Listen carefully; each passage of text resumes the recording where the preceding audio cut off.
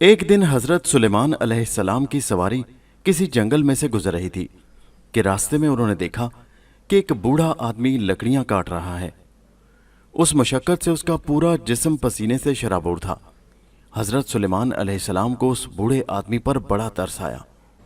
انہوں نے اپنی سواری کو روکا اور اس بوڑھے آدمی سے اس کا نام پوچھا۔ بوڑھے آدمی نے اپنا نام سلیمان بتایا۔ سبحان اللہ!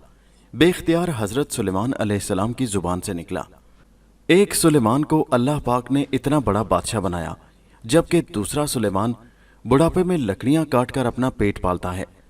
پھر انہوں نے اپنے تاج سے ایک قیمتی ہیرا نکال کر بوڑھے آدمی کو دیا اور ہدایت کی کہ اسے فروخت کر کے اس کی رقم سے اپنی زندگی آرام اور عیش سے بسر کرے۔ بوڑھے آدمی نے خوش ہو کر آپ علیہ السلام سے ہیرا لے لیا، پھر اپنی بوری اور کٹی ہوئی لکڑیاں وہی جنگل میں چھوڑ کر ہیرا فروخت کرنے کے لیے شہر کی طرف چل پڑا۔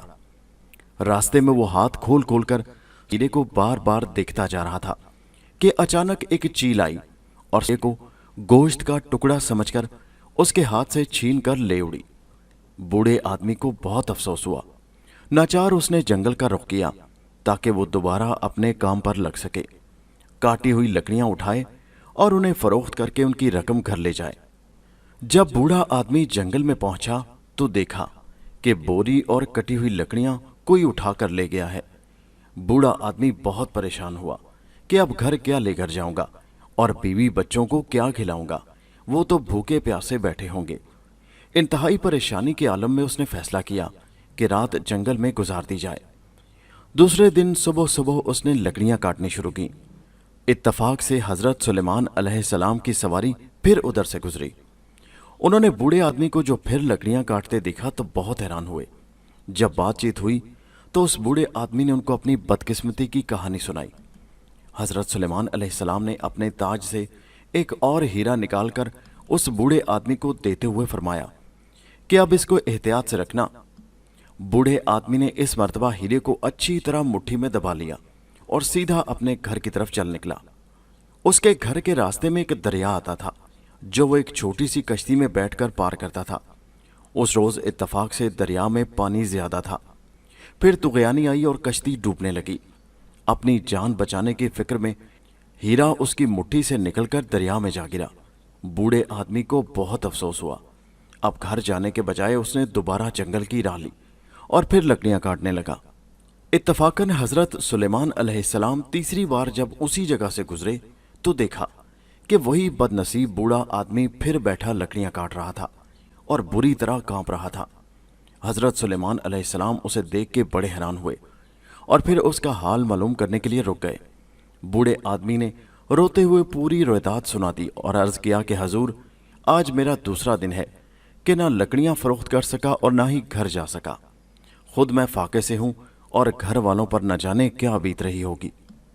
حضرت سلیمان علیہ السلام بوڑھے آدمی کی روایت سن کر بہت متاثر ہوئے اور ایک بار پھر ایک ہیرا اپنے تاج سے اتارا جو پہلے دونوں ہیروں سے بڑا اور قیمتی تھا۔ اس بوڑھے آدمی کو دیتے ہوئے ہدایت کی کہ اس مرتبہ اسے کسی ایسی جگہ پر رکھنا جہاں یہ ہیرا ضائع نہ ہو۔ بوڑھا آدمی پہلے ہی 2 مرتبہ چوٹ کھا چکا تھا۔ اس بار اس نے ہیرے کو پگڑی میں مضبوطی سے باندھ لیا۔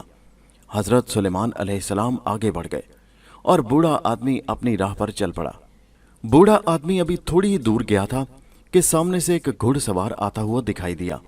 بوڑھے آدمی نے احتیاطی طور پر اپنی پگڑی کو مضبوطی سے پکڑ لیا۔ گھڑ سوار کو بوڑھے آدمی کی اس حرکت سے شک ہو گیا کہ ضرور اس بوڑھے آدمی کی پگڑی میں کوئی قیمتی چیز ہے جو اس نے چھپا رکھی ہے۔ وہ ایسی چالاکی سے بوڑھے آدمی کے قریب سے گزرا کہ لپک کر اس کی پگڑی اتار لی اور گھوڑا دوڑا کر یہ جا اور وہ جا۔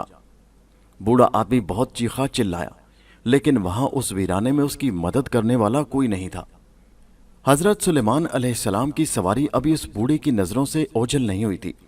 ناچار بوڑھا دوڑتا ہوا حضرت سلیمان علیہ السلام کی سواری تک جا پہنچا اور چیخ چیخ کر آپ علیہ السلام کو دہائی دینے لگا۔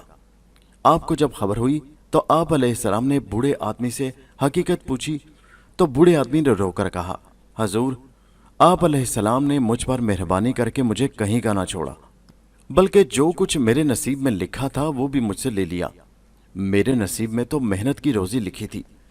आपने मुझे गुर्बत की मुसीबत से निजात दिलाना चाहिए, मेरी मदद करना चाहिए, लेकिन यह अल्लाह पाक को मंजूर न था।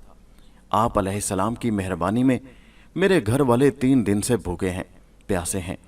हज़रत सुलेमान अलैहिस्सलाम ने आप दीदा होकर फरमाया कि वाकई अल्लाह पाक राज़िक है, मैं नहीं हूँ। वो तुझे सख्त मेहनत और मुशक्क़त से रोज़ी देना चाहता है, क्योंकि कस्बे हलाल में ही बरकत है। बूढ़े आदमी ने कहा, हाँ, कस्बे हलाल इसी को कहते हैं।